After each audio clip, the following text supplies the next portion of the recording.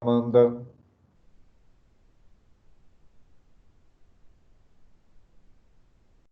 Bom dia, professor, tudo bem? tudo bem. Ainda bem que deu certo esse link dessa vez, né?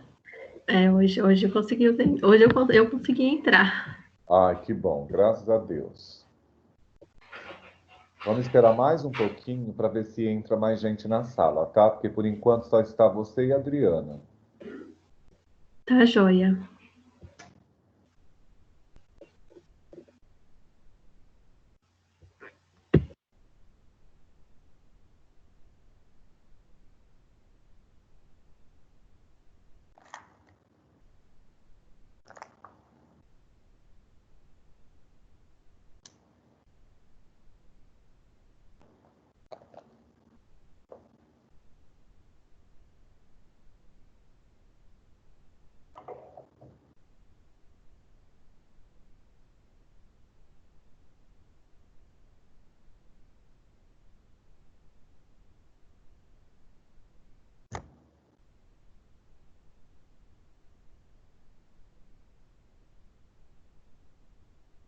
Bom dia, Thalita.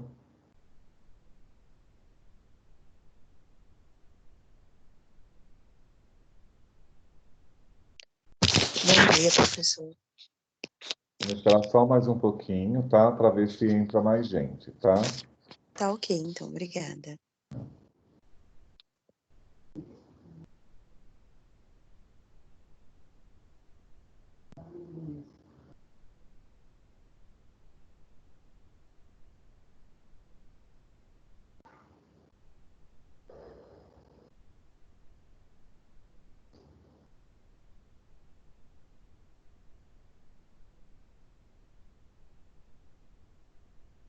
Pessoal, enquanto vai entrando mais gente, eu já vou compartilhar a tela com vocês com o material da aula de hoje, tá bom?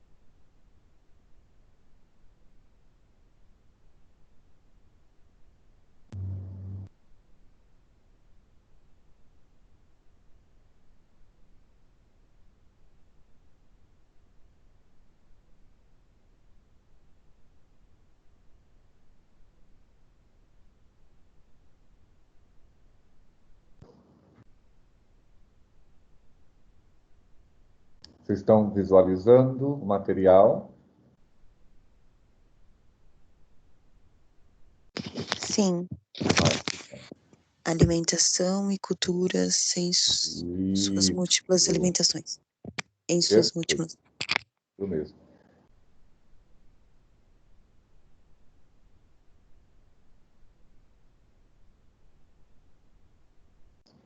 Bom dia, Nayara.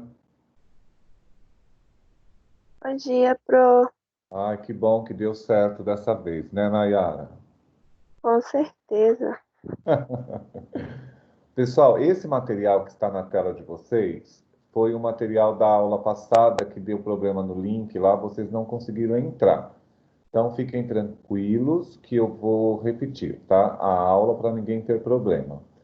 Depois, uma outra coisa que eu queria falar com vocês é que, para vocês ficarem tranquilos em relação à avaliação, porque no final do semestre, na hora que vocês fizerem a avaliação do segundo trimestre, espero que daqui para frente a gente não tenha mais problema de acesso, acho que não, porque agora deu certo o link.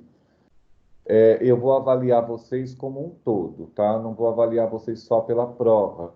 Então, fiquem bem tranquilos em relação a isso, tá? Na hora de fechar, eu prometo a vocês que ninguém vai ter problema.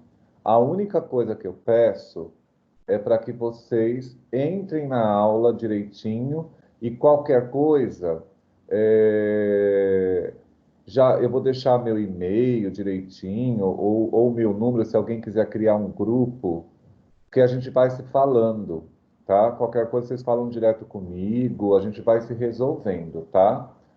Então, se vocês puderem anotar meu número, anota, eu não sei quem é o representante de vocês, é a Nayara, a representante? Não, mudou, é a Marina. É a Marina, né? Então, vamos ver se ela entra na aula, senão eu passo para vocês, depois anotem aí, depois qualquer coisa já passa para a Marina, meu número. Que aí fala direto no, cria um WhatsApp e tal, e a gente vai se falando. É 98591 6964.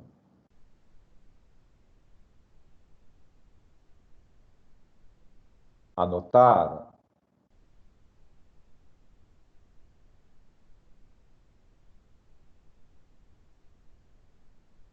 Pro, fala de novo aí o número. 98591 6964.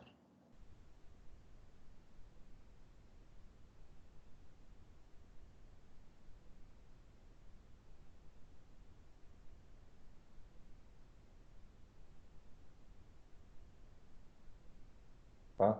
Pode passar para a Marina, se ela quiser, aí ela monta um grupo de WhatsApp e qualquer agonia, qualquer probleminha que der, aí a gente já vai se falando, tá? Para não ter esse problema de comunicação ou coisa do gênero, tá bom?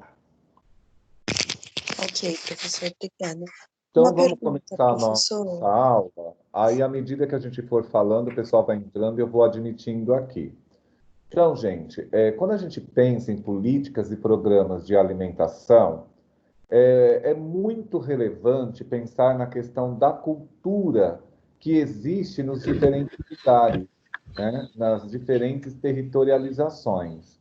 Porque, às vezes, o governo, o poder local, eles acabam criando uma política, de alimentação ou de saúde para uma determinada demanda, sem pensar na questão cultural. É impressionante como a questão da cultura tem uma relação muito forte com o tipo de alimentação, né? Então, para vocês, futuros profissionais da área de nutrição, pensem vocês que vocês não vão apenas clinicar, mas vocês também serão agentes sociais, criadores, né, de políticas e programas na área de alimentação. Então, é importante pensar nas múltiplas dimensões, né, da cultura na hora da elaboração dessas políticas ou de um programa de alimentação para um determinado grupo social, né?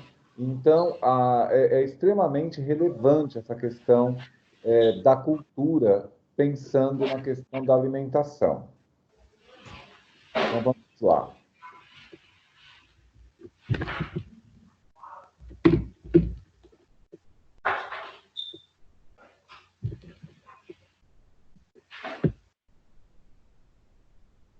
Então, vamos lá. Vamos pensar, né, no alimentar como um conjunto articulado de práticas e processos sociais, né? Então, a alimentação, assim como todas as manifestações de cultura, a alimentação é uma cultura, né? E ela precisa ser respeitada nas diferentes populações.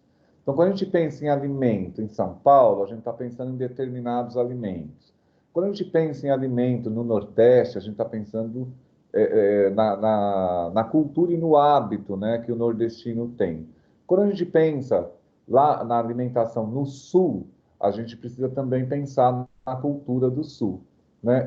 Envolve a questão de clima, envolve a questão de hábitos, enfim, né? Nós estamos num país multicultural e na hora de elaborar uma política, né, de alimentação, não adianta fazer uma política pensando que todas as territorializações, né, todos os lugares, se alimentam da mesma forma e do mesmo jeito, né? Então, é claro que tem aquela alimentação que é básica, né, que cabe a qualquer lugar, mas além daquele básico, a gente precisa pensar nos territórios, né? Então, é por isso que é um conjunto articulado de práticas e processos sociais, né, de produtos e consequências em relação a esses produtos, que compreende desde os recursos naturais, a partir dos quais se produz a matéria-prima para a elaboração de alimentos, até o consumo desses alimentos e suas decorrências, né? Então, por exemplo, o açaí, né? O açaí é uma matéria-prima, é um fruto que acabou incorporando no Brasil como um todo, mas foi uma alimentação típica, né, daquela região do Nordeste, do Centro-Oeste, né, que é de onde vem, né, essa matéria-prima. E ela acabou se incorporando culturalmente nas demais territorializações, mas demorou um pouco. Então, vamos imaginar, na política de alimentação daquela região, essa é uma pedida, né? Então, tem alguns autores que sugerem, né, uma reflexão sobre isso. E Lucy Long, né, em sua obra no ano de 2000, ele diz o seguinte, que o alimentar contempla aqui todo o espectro de atividades e significados a elas associados, que inclui a busca, preservação, preparação, apresentação, realização, consumo e descarte de alimentos. Então, nesse contexto, a problemática alimentar, considerada como conjunto de questões que se estabelecem em torno da alimentação, afirma seu caráter complexo, requerendo ser situada, né, no tempo, no espaço e em sociedade específicas e comportamentais, né, pensando nas múltiplas abordagens que isso pede, né? Então, voltando, pessoal, no momento de elaborar uma política pública, um programa de alimentação, nós não podemos desrespeitar a questão cultural da região, tá? Vão pensando nisso, porque o exercício dessa aula é a criação de um programinha, né, de uma política pública voltada a essa questão da cultura regional. Então, vamos lá. A seu modo, a perspectiva antropológica. A antropologia, pessoal, estuda as diferentes culturas, né? O comportamento, estuda pessoas. Então, pensando nessa perspectiva da cultura, das pessoas, do comportamento das pessoas, é importante que se leve em conta as diferentes dimensões que definem os padrões alimentares e a variedade de produtos que entram ou não no que é designado comida. a gama de organizações sociais em torno da exploração do meio ambiente, da produção e da distribuição de alimentos, por sua vez associadas aos significados que os diferentes grupos sociais atribuem ao que se come, como, quando e com quem se come, assim como ao lugar que esses alimentos e essa comida ocupam, tanto nas trajetórias de identificação coletiva, como nos processos de saúde e doença. Então, gente, isso é imprescindível, né? E o Brasil, ele sofre muito na elaboração de políticas e programas de alimentação, porque se cria uma política pública para a população como um todo, né? E não há esse respeito pela cultura local. Então, pensando nisso, né, as políticas de governo elas começam a tomar um rumo diferente a partir da década de 90 e descentralizando, né, a organização dessas políticas, tirando do governo federal, né, e passando essa responsabilidade para os estados e para os municípios. Tá? Então, é importante pensar, né, nas políticas e programas mais descentralizadas, mais neoliberalistas. Tá? Então, em verdade, a contribuição desses estudos, né, antropológicos, né, esse estudo da cultura dos povos, de uma forma geral, tem se caracterizado por evidenciar como as diferentes formas de produção e consumo de alimentos constituem-se, ao mesmo tempo, em construção material e simbólica.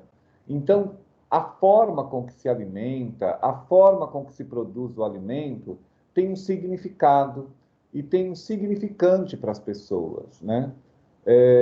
O significado ele tem a ver com o símbolo, né? E o significante é o que este símbolo representa para as pessoas, né? Então, buscando revelar como as práticas e representações associadas a esses processos tomam parte na conformação de identidades. Então, a alimentação, pessoal, ela também faz parte da construção da identidade de um povo, né? As pessoas se identificam a partir do alimento, né? Porque a partir disso se revela e se expressa relações sociais, inclusive de poder, né? É como se o tipo de alimento tivesse relação com o tipo de pessoa que você é, né? Então, muito mais que um fato biológico, a alimentação humana é um ato social e cultural. Ainda mais que um elemento da chamada cultura material, a alimentação implica representações e imaginários. Envolve escolhas, símbolos e classificações que organizam as diversas visões de mundo no tempo e no espaço.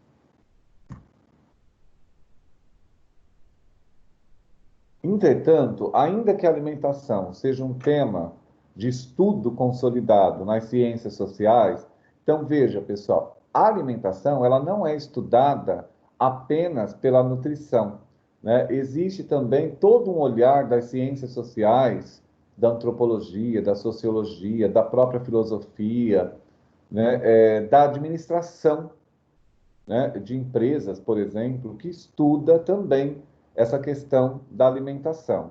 Só que, atrelado a esse grupo, né, essas redes de pesquisadores, é importante sempre ter nutricionista chefiando, né, essas equipes, junto com antropólogos, juntos com sociólogos, junto com assistente social, com psicólogo. Então, a gente está pensando aqui numa equipe multidisciplinar, em que a presença do nutricionista é fundamental.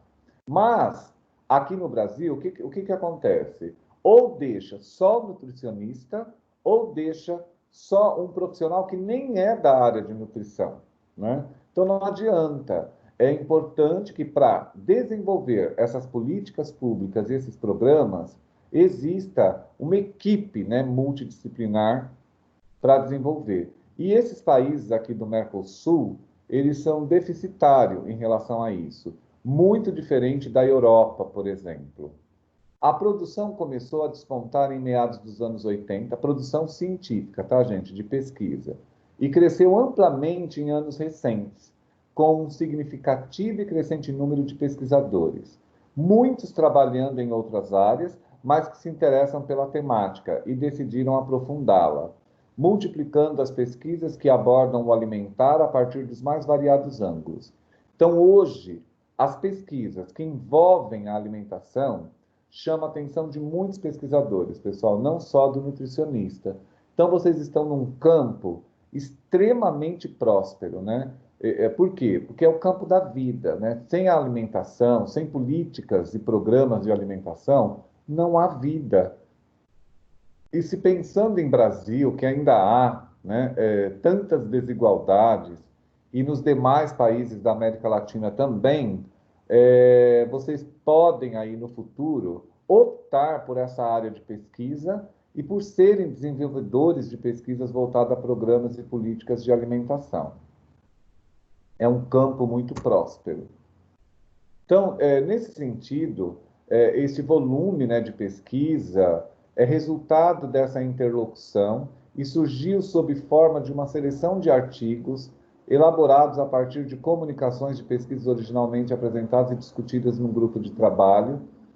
Foi feito, pessoal, um congresso latino-americano, né, sobre antropologia da alimentação.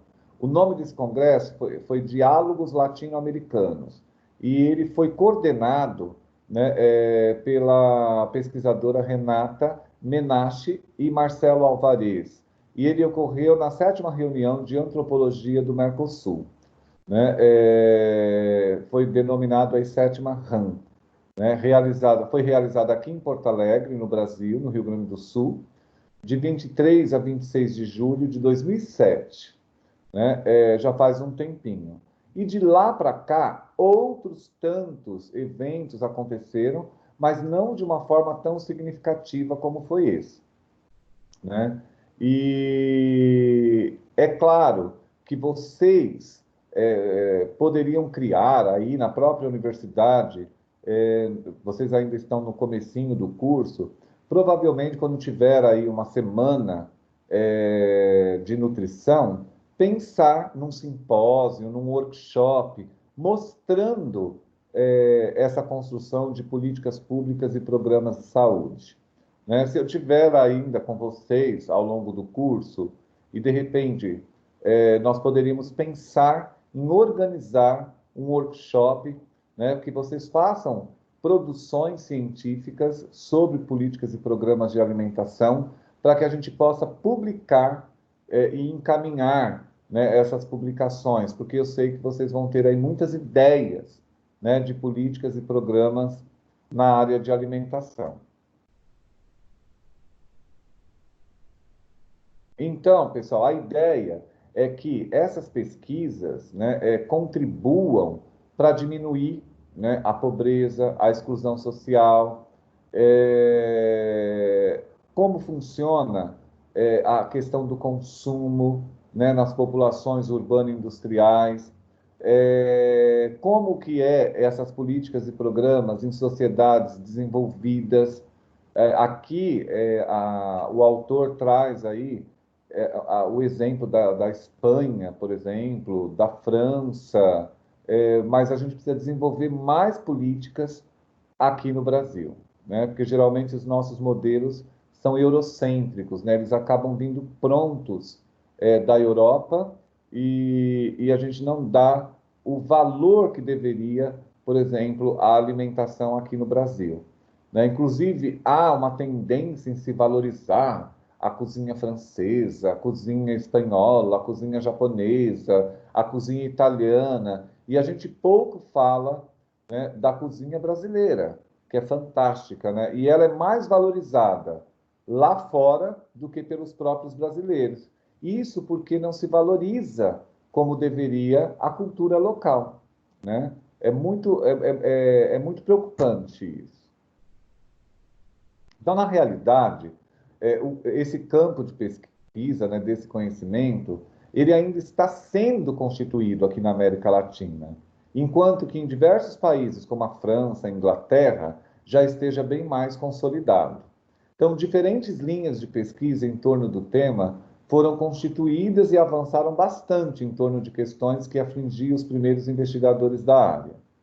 O que mais infligia, o que mais apavorava esses investigadores, pessoal, é exatamente isso, né? Negligenciar a cultura local, a cultura brasileira. Então, os primeiros trabalhos no tema seguiram as orientações teóricas da antropologia do momento e moviam-se em busca de uma associação entre alimentação, sua dimensão simbólica, rituais e tabus, né? Mas o que falta são políticas e programas para classes menos favorecidas, né? Principalmente quando se pensa em criança e idoso. Bom, então não tardou que fosse fomentada uma abordagem funcionalista, né? Que seguramente marcou o início de um momento, né, mais consistente em torno da alimentação. Então, hoje, o interesse é bem maior, só que há uma carência ainda de nutricionistas, né, nesses programas e nessas políticas públicas, na construção, né, desses programas e nessas políticas públicas. Então, nesse sentido, a perspectiva funcionalista desenvolvida por Malinowski, pessoal, é um antropólogo muito conhecido, tá? Vocês vão ver que, além de Malinowski, a gente vai falar da Margaret Mead, né, que também é uma antropóloga muito famosa lá dos Estados Unidos. Então, por Malinowski, ele foi amplamente utilizada quando sua aluna Audrey Richards a aplicou em seus estudos conduzidos na África. Daí emergindo um trabalho fortemente calcado na ideia de que o biológico não é vinculado ao social. Paralelamente, nos Estados Unidos, aí vem aí a corrente da Margaret Mead, né? A corrente que ganhava força na antropologia era a dita culturalista. Então, Malinowski, ele é funcionalista. E a Margaret Mead, ela é culturalista, né? Porque o culturalismo é associado aos interesses que emergiram em plena Segunda Guerra Mundial, norteando especialmente o trabalho de Margaret Mead, preocupada em vislumbrar as necessidades de distintos grupos sociais, o que orientou seu interesse para os mais variados temas, inclusive o levantamento de hábitos alimentares. Então, quando a gente fala de funcionalismo, nós estamos falando de como se constrói, né? E aqui, a Margaret Mead, quando a gente fala que ela é culturalista, porque ela trabalhou as questões culturais, os hábitos, né, das pessoas em diferentes regiões. Então, orientando, né, pensando nessa cultura localizada, principalmente a americana, a Margaret Mead envolveu-se em vários trabalhos junto ao governo. Então, ela construiu programas e políticas de alimentação, inclusive a direção do Comitê de Pesquisa Nacional de Hábitos Alimentares ao longo da Segunda Guerra. O tema não a abandonou mais e esteve presente até um pouco antes de sua morte. Ela foi uma antropóloga que pesquisou e desenvolveu políticas de saúde e alimentação uma vida toda, né? E ela solicitou ao presidente Jimmy Carter que assinasse o documento que garantia a alimentação adequada para as crianças, o Ato de Nutrição Infantil de 1978.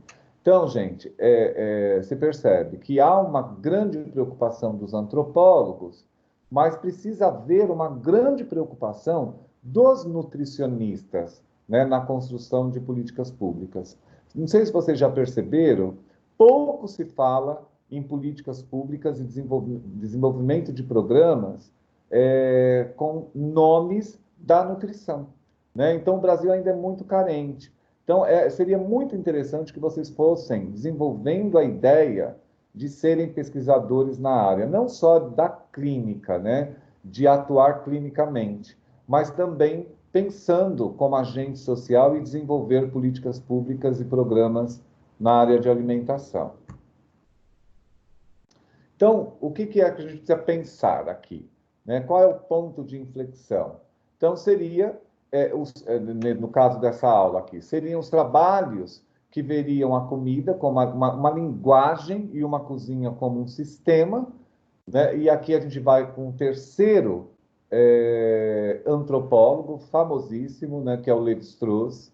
Esse antropólogo, ele é um francês e ele morreu com 100 anos, há 4 anos atrás, né? Ele deixou assim um legado. E nesse legado, ele escreveu uma obra chamada O Cru e o Cozido, né? Que é uma mitológica. Essa obra ela tem mais ou menos, pessoal, umas 4.000 páginas, né? Então, uma grande contribuição para vocês. Eu nem vou dizer que vocês precisam ler O Cru e o Cozido inteiro, mas é interessante a grande contribuição que esse antropólogo deixa para o mundo, né? Então, esse autor, ele nominou como Gustemas as bases elementares da cozinha, fazendo uma analogia direta com a linguística e o conceito, né, de alimentação.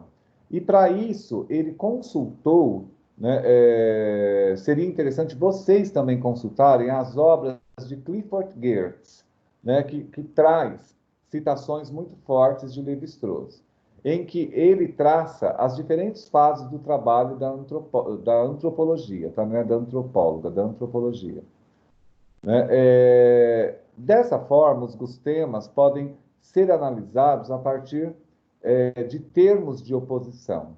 Em antropologia estrutural, Lévi-Strauss, né, ele comparou as cozinhas francesa e inglesa a partir de 3 pares de oposição: endógena e exógena, que são produtos internos, produtos externos ou exóticos; central, periférica, base da refeição e complementos; e marcada, não marcada, saborosa e insípida. Para o autor, a cozinha inglesa seria composta principalmente de produtos nacionais, preparados insipidamente, sendo os complementos produtos de bases exóticas, como frutas, chá e vinho do Porto.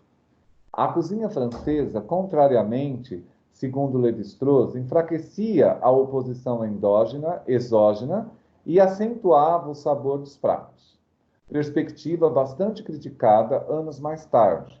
Teve como mérito chamar a atenção para o ato de cozinhar, assunto que seria retomado com veemência pelo autor em seu livro O Cru e o Cozido, que é essa obra que eu estou falando para vocês, que é a chamada, está dentro das mitológicas.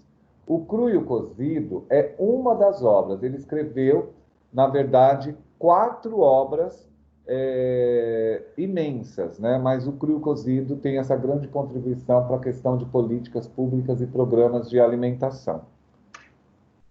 E ele reforça, né, nessa obra a questão da oposição, né, entre natureza e cultura. O que significa isso, pessoal? Que se nós não contemplarmos a cultura local, não há como se desenvolver políticas públicas e programas de alimentação e nutrição. Isso é comprovado cientificamente. Então, a questão da transformação do alimento de cru em cozido seria uma das passagens da natureza para a cultura, de maneira que Lévi-Strauss propôs o modelo do triângulo culinário. Quando a gente fala aí, analisar em Clifford Geertz, é porque o Clifford Geertz é um autor que fala da transformação do nosso estado de natureza para o nosso estado de racionalidade. Então, nós geralmente agimos, né, por instinto. Quando a gente age por instinto, sem pensar, sem planejar, como se fosse aquela resposta intempestiva, nós estamos no nosso estado de natureza.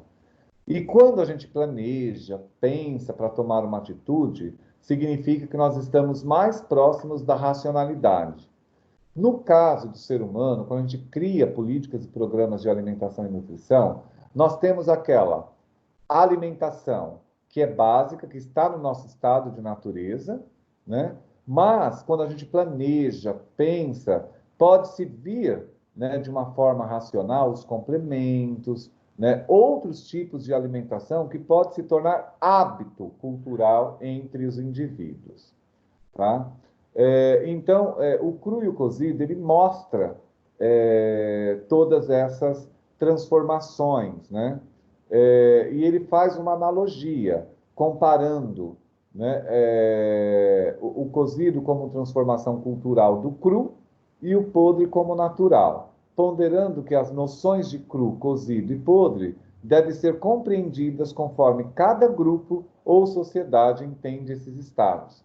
Então, de repente, tem lugares que fazem uso de determinada alimentação que para outras culturas não seria viável, por exemplo.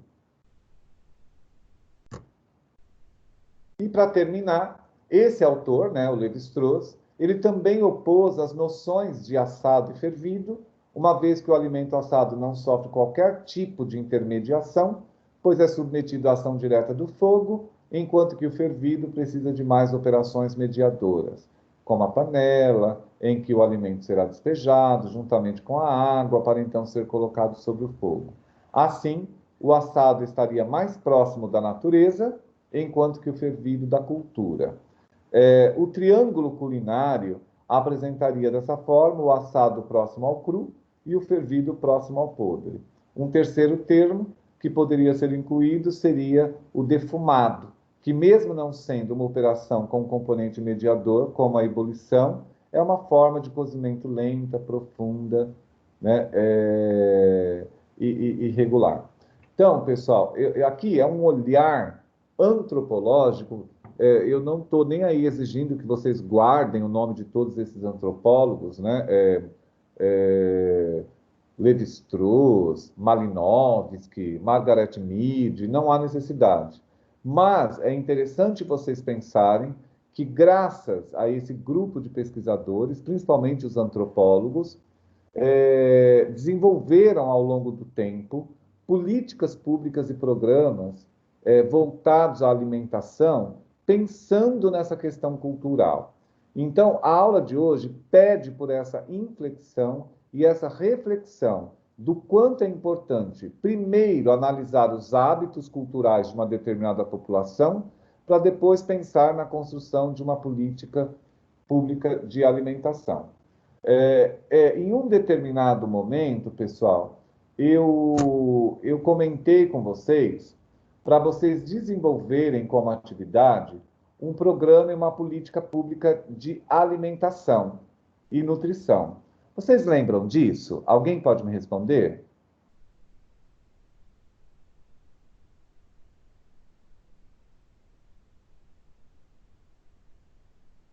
Nayara, Thalita, Amanda, Adriana, alguém lembra?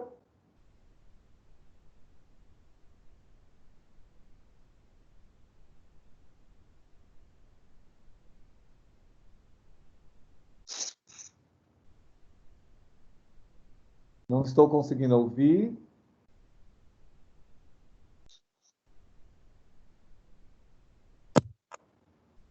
Sim, professor. Então. Então, ó, vamos fazer assim, pessoal.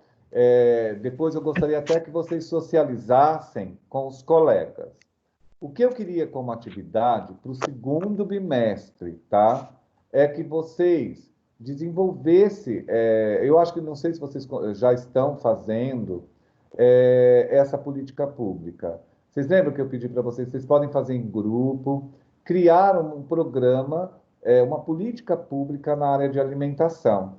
E não se esquecer da importância que tem essa questão cultural. Então, vocês podem pensar em desenvolver uma política, uma política pública, pensando em São Paulo, pensando no sul do país, pensando no Nordeste, ou, de repente, pensando numa política e num programa que contemple essas questões culturais, pensando numa política mais federal, né, para o país. Então, na próxima aula, eu gostaria de discutir com vocês, espero que entre mais gente na aula, a estrutura disso. Tudo bem, pessoal? Tudo bem, professor. Só uma dúvida. Pode falar, meu anjo. Sobre esse trabalho de criar uma política, na última aula que nós conseguimos acessar com o senhor, foi dado o prazo que seria até a última segunda-feira, né, de abril. Mas eu vou prorrogar isso. Então, mas e quem já enviou Não, aí o que que eu vou fazer? Porque nós criamos baseado naquilo Eu que o vi, senhor tinha falado, eu da vi. educação infantil. Ah, eu adorei, inclusive. Não tem problema, pessoal. Eu seguro. Quem já fez daquela maneira, a gente segura mais essa atividade. Mas essa atividade que eu estou propondo agora é uma outra atividade pensando nessa questão cultural. Por isso que eu quero discutir isso com vocês. Entendi. Então, é uma Seria um outra outro proposta. trabalhinho, tá? Seria um outro trabalhinho. Tá. Tá? Aquele que vocês me mandaram, eu segurei também, porque eu vou avaliar vocês também com aquele trabalhinho no segundo bimestre. Pessoal, eu queria que vocês viram que eu joguei os pontos para vocês, bastante pontos de atividade. Eu vi. Isso. vi também. Então, para ajudar. E esse trabalhinho, por isso que eu quero discutir em aula com vocês, orientando como se constrói essa política pública. É simples, não é difícil, mas pensando nessa questão da cultura. Eu vou até sugerir para vocês as diferentes culturas pensando numa política pública mais regional, tá certo? Trazendo algumas legislações, né? E é por isso que eu quero que na próxima aula, se vocês puderem avisar os colegas, para a gente poder discutir aqui em aula, tá? Eu vou orientar melhor como é que vocês vão fazer, tá bom?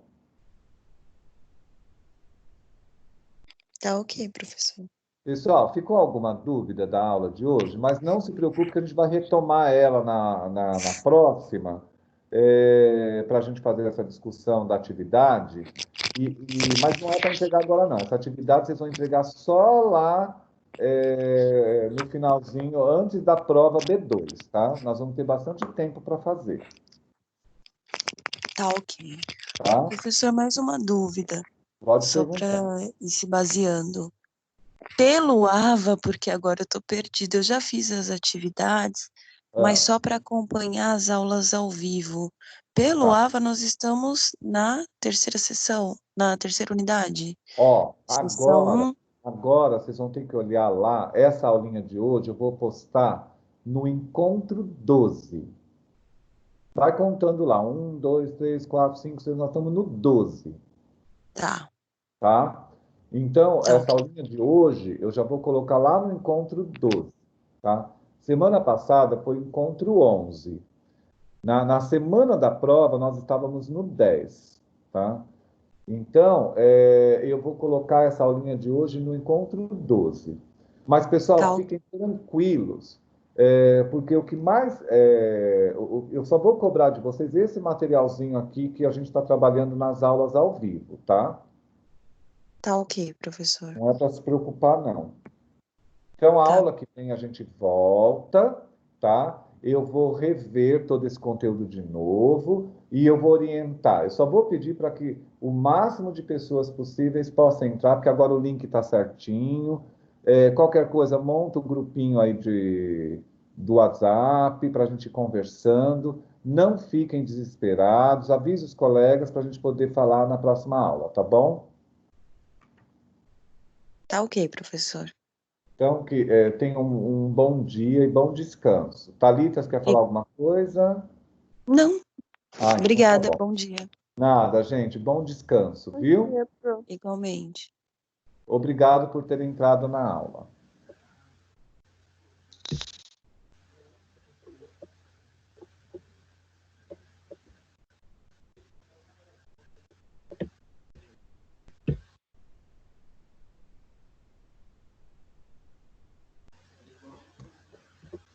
Bom dia, obrigada. Nada, bom dia.